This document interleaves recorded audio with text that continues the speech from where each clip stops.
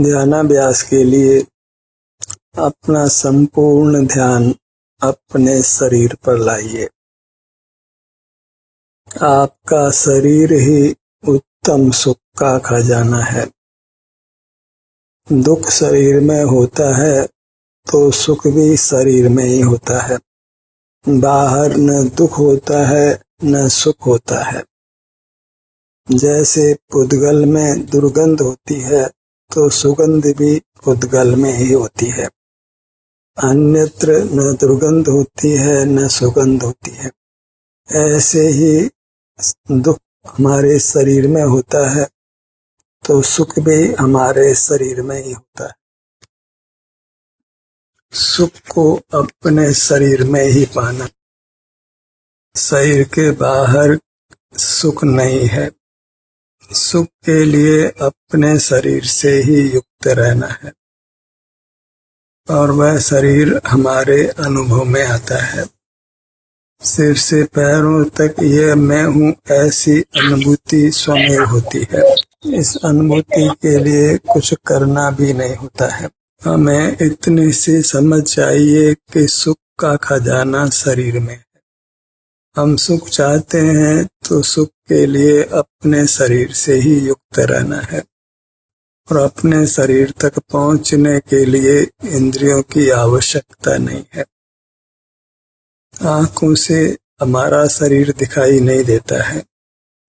उद्गल शरीर किंचित भी हमारा नहीं है, पर यही हमारा अमूर्त शरीर है जिसको हम सुख शरीर भी कह सकते हैं, आनंद शरीर भी कह सकते हैं।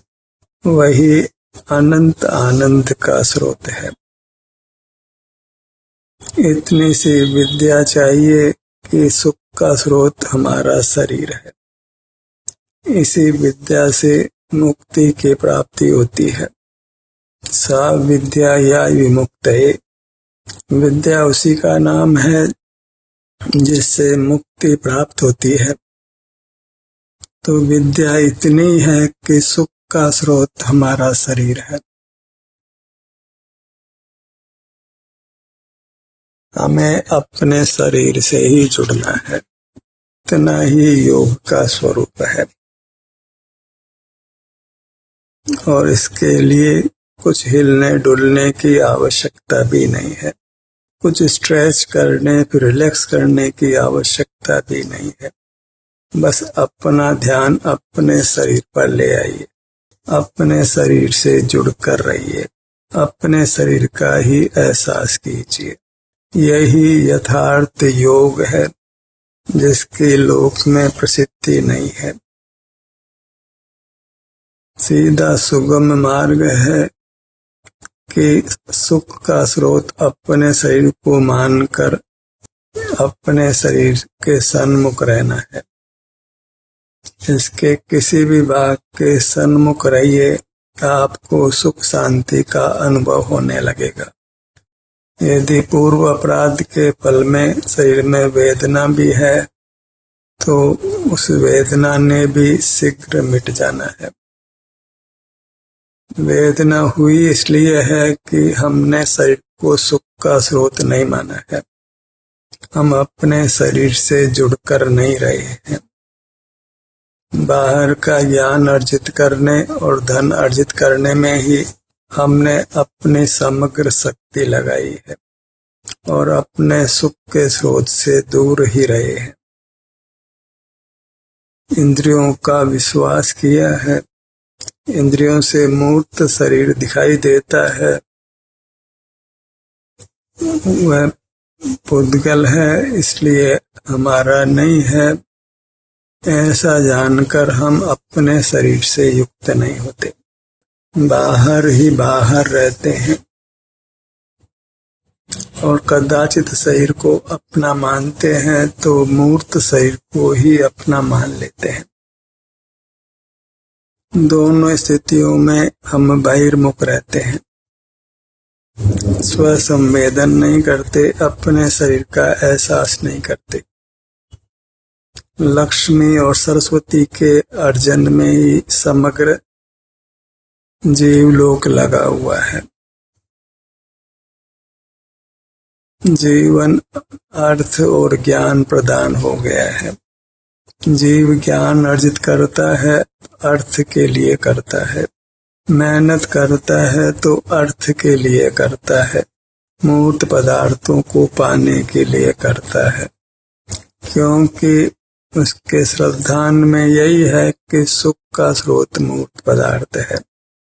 जैसे मानो सुख मूर्त पदार्थों में है, लेकिन मूर्त पदार्थों में दुख नहीं होता, तो सुख भी मूर्त पदार्थों में नहीं होता।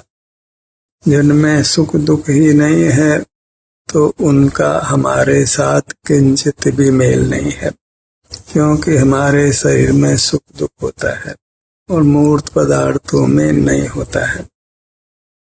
तो मूर्त पदार्थ की जाति है, उनसे हमारी जाति मिलती नहीं है। भले ही हमारे शरीर में मूर्त भरा हो, पर उसकी जाति हमारे शरीर से मिलती नहीं है। उसमें किंचित भी वेदना या आराम नहीं होता है। आराम या वेदना का अनुभव हमको होता है, हमारे शरीर में ही होता है। इस प्रकार सुख का साधन अभिन्न है, आप ही है, अभेद ही है। स्वयं ही सुख का स्रोत है, स्वयं से ही युक्त होना है।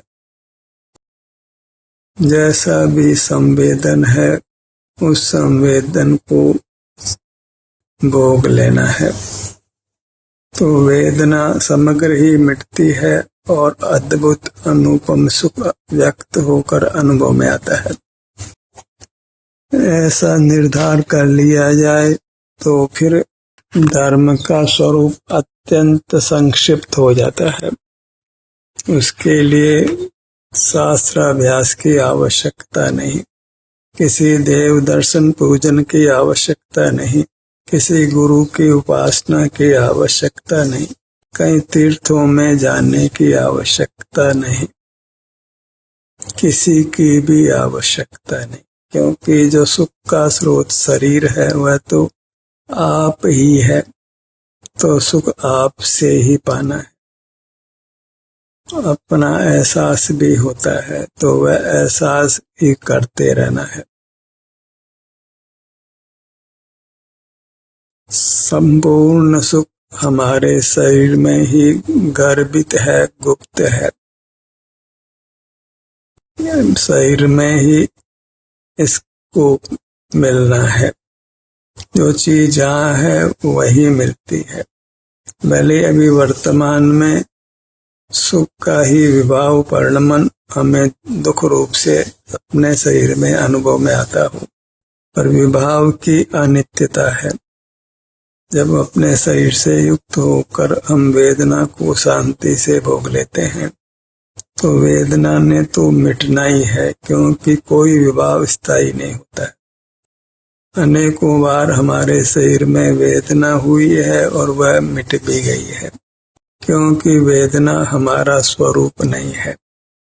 हमारा स्वरूप सुख है। वेदना ने मिटकर स्वमेव ही सुख की दशा प्रकट हो जाती है। हम उस सुख को तो नहीं पहचानते, बाह्य मूर्त पदार्थों से युक्त होकर जो विषय सुख होता है उसको ही सुख मान लेते हैं।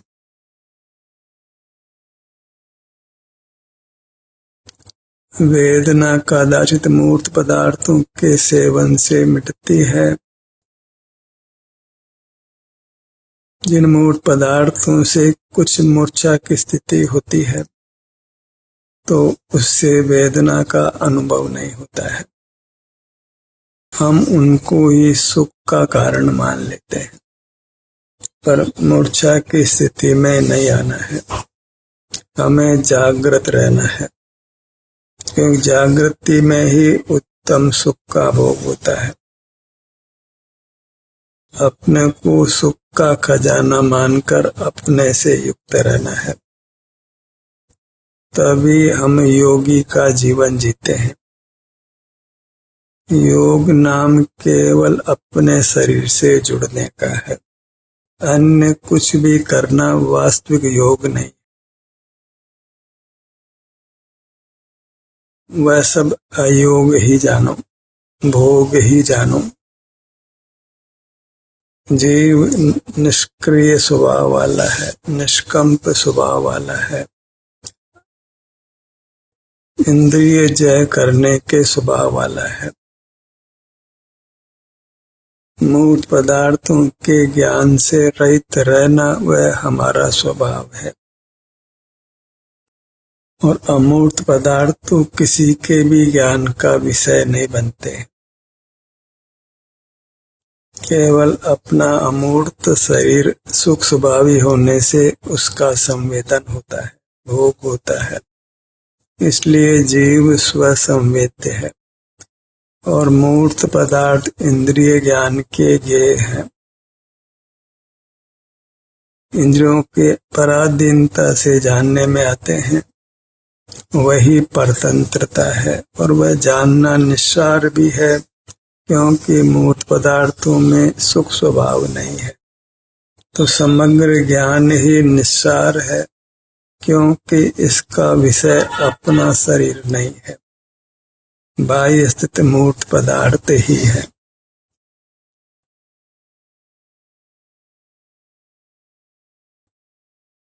अपनी मूर्त का दर्शन करिए, संवेदन करिए। इसी को देव दर्शन मानना। ये अपना शरीर है, वही देवादिदेव है। जो परमात्मा हो गए हैं, वे अपने शरीर के सुख को ही भोगते हैं। हमारे लिए शरीर शब्द का आशय अमूर्त शरीर ही है, अपना शरीर ही है। मूर्त शरीर पुद्गल का है, उसकी चर्चा वार्ता करने से कुछ भी लाभ नहीं, हानि ही है। अपनी मूर्त का दर्शन करते रहिए, क्योंकि यह दर्शन ही दुख मुक्ति का उपाय है, सुख प्राप्ति का उपाय है। देवादिदेव हमारा शरीर ही है, इसी की भक्ति में रहना है। इसका अनुभव करना ही इसकी भक्ति पूजा है। इसके लिए कोई अष्टद्रव्य की आवश्यकता नहीं है, कहीं जाना भी नहीं है, कुछ विकल्प भी करना नहीं है, नमन का भाव भी नहीं है, केवल अनुभव है, संवेदन है, सुख का भोग है।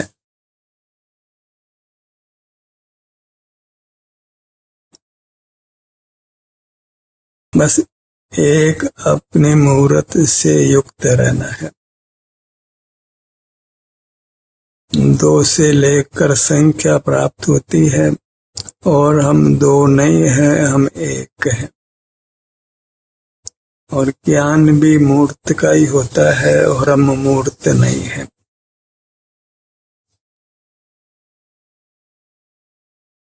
और अनुभव निर्विकल्प होता है, इसलिए शब्दों का कोई काम नहीं है, विकल्प शब्द रूप होते हैं। शब्द और संख्या दोनों से ही हमारी मूर्त ग्राह्य नहीं है। भौतिक साधनों की आवश्यकता भी स्वानुभव के लिए नहीं है। अपनी मूर्त का ही परिग्रह हो, ग्रहण हो, चारों ओर से अपनी मूर्त का ही अनुभव करना है। ऊपर की ओर, नीचे की ओर, बाईं ओर, दाईं ओर, आगे की ओर, पीछे की, छहों दिशाओं से अपनी मूर्त को अनुभव में लीजिए।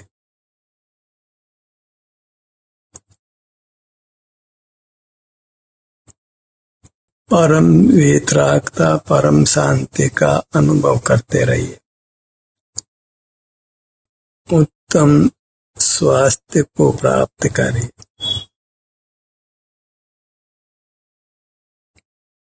अपने शरीर में सुख का अनुभव तभी होता है जब यह शरीर स्वस्थ होता है,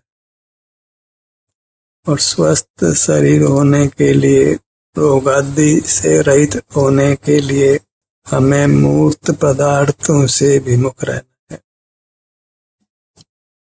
दर्द नहीं चाहते हो, रोग नहीं चाहते हो, वृद्धावस्था आदि का दुख नहीं चाहते हो, क्षुधात्रसा का दुख नहीं चाहते हो, तो मूर्त पदार्थों से विमुख रहना है। सारा संसार मूर्त पदार्थों को जानने से है। जब मूर्त पदार्थों का जानना बंद करते हैं, वहाँ स्वमेव ही आनंद का अनुभव होने लगता है। सुख इंद्रियातीत है, ज्ञानातीत है, धनातीत है। सुख के लिए न लक्ष्मी की आवश्यकता है, न सरस्वती की, न ज्ञान की, न बल की।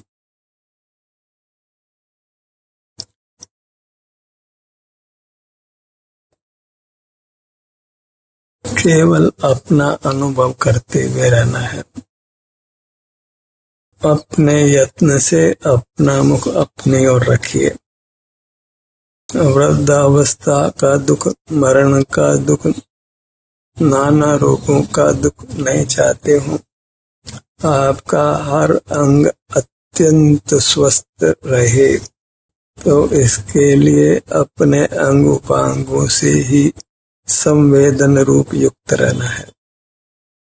अपने से युक्त होते हैं तो यहाँ के सुख दुख का संवेदन होता है। इस प्रकार अपना अनुभव संवेदन रूप है। अपने से युक्त हो तो अभी केवल सुख का ही अनुभव हो, ऐसा नहीं है, क्योंकि अभी कर्म का विपाक विद्यमान है। इसलिए स्वानुभव के समय भी विभिन्न भागों में वेदना का अनुभव हो सकता है, और वह सब स्वानुभव है और मोक्ष का मार्ग है। शरीर को वेदना रहित रखना है तो शरीर से ही युक्त रहना है। वेदना शरीर में ही होती है, आराम भी शरीर में ही होता है। इससे जाना जाता है कि मैं शरीर हूँ, मेरा शरीर है। शरीर में ही अहंकार करना है, ममत्व करना है, एकत्व करना है। यही शरीर मेरा है, अन्य कोई मेरा नहीं है, और यह शरीर ही उत्तम है।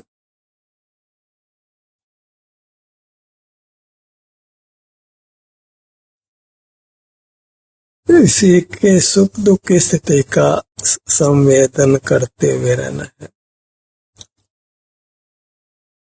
और वास्तव में तो वेदना के समय भी सुख मिश्रित वेदना का अनुभव होता है।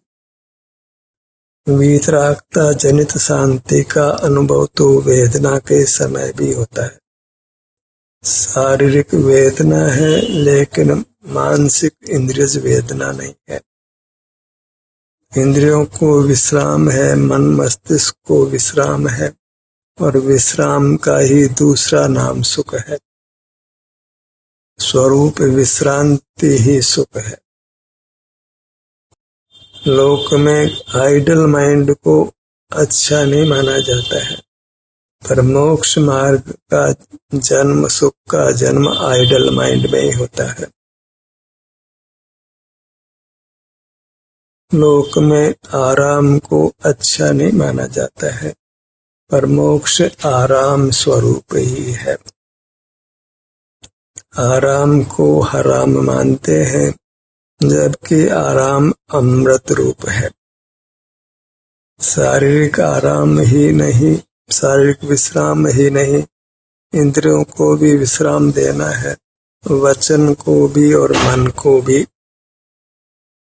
संपूर्ण आराम वही परमात्मा का यथार्थ स्वरूप है।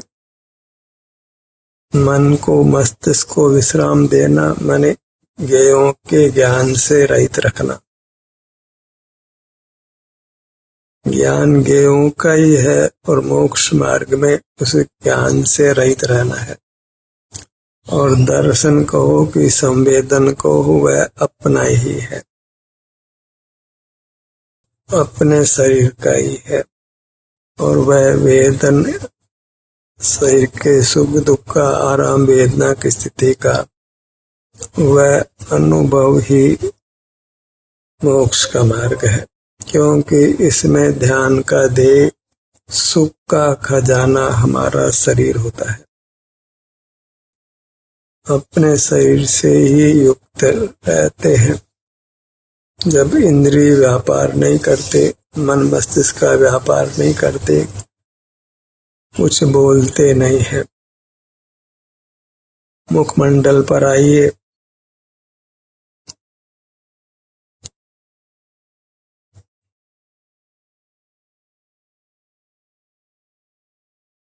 मोक्ष मार्ग का कोई दुश्मन है तो यह है कि जगत को जानते रहें, देखते रहें, पर राग द्वेष नहीं करें, विचार नहीं करें। ये कुछ असंभव जैसा चिंतन है और इससे जीव अत्यंत स्वच्छंद होता है, निरर्गल होता है। और स्वच्छंदता ही जीव को नरक निगोद में डालती है। और वह स्वच्छंदता, निरर्गलता ज्ञान को अपना स्वरूप मानना, धर्म मानना, वही वास्तव में अपना नाश करना है। ज्ञान को स्वभाव मानने वाला जीव अपना नाश करता है। नाश करता है माने सुख का नाश करता है, नाना दुखों में जा पड़ता है, नरक आदि का द्वार खोलता है, एक इंद्रिय आदि हीन पर्यायों में जा पड़ता है और वहीं अधिक समय व्यतीत करते हुए दुख का जीवन व्यतीत करता है। और कोई रक्षक नहीं होता, कोई शरण नहीं देता। हमारे दुख को कोई दूसरा जान भी नहीं सकता है, क्योंकि दुख हमारा हमारे द्वारा ही भोगा जाता है, अन्य को उसका अनुभव नहीं होता। तो दुखी जीव अकेला ही दुख भोगता रहता है, कोई शरण नहीं होती।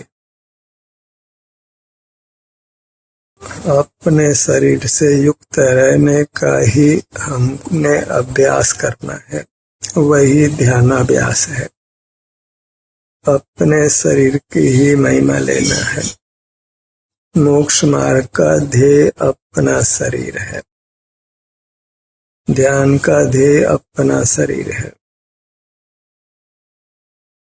जब हम ये चर्चा करते हैं तो प्राथमिक शिष्य ही ये समझ जाता है कि हमारा लक्ष्य, हमारा ध्येय हमारा शरीर है। कितना ही विस्तार करें पर वह सब अपने शरीर के संवेदन का ही विस्तार है, शरीर का ही विस्तार है। हमारे चर्चा वार्ता का विषय केवल शरीर ही होता है और कोई नहीं होता। जिनको शरीर की चर्चा इष्ट नहीं है, उनसे हमने वाद विवाद नहीं करना है, परिचय भी नहीं रखना है, क्योंकि वे सुख के स्रोत के ही वैरी है। शरीर ही सुख का स्रोत है और इसमें न लक्ष्मी की आवश्यकता है न सरस्वती की। जो लक्ष्मी और सरस्वती के प्रति राग रखते हैं, उनसे हमको कुछ भी व्यवहार नहीं रखना है। उनके साथ व्यवहार हमको आकुलता ही देता है, संसार में ही डालता है। जिनको लक्ष्मी और सरस्वती का प्रेम होता है, उनको अपने शरीर से प्रेम नहीं होता है, वे अपने दुश्मन ही होते हैं, क्योंकि हमारा संबंध किंचित भी लक्ष्मी और सरस्वती के साथ नहीं है। ये सब जीव के लिए परभाव है, परद्रव्य है। अपने मुखमंडल को लक्ष्य में लीजिए, धड़ का भाग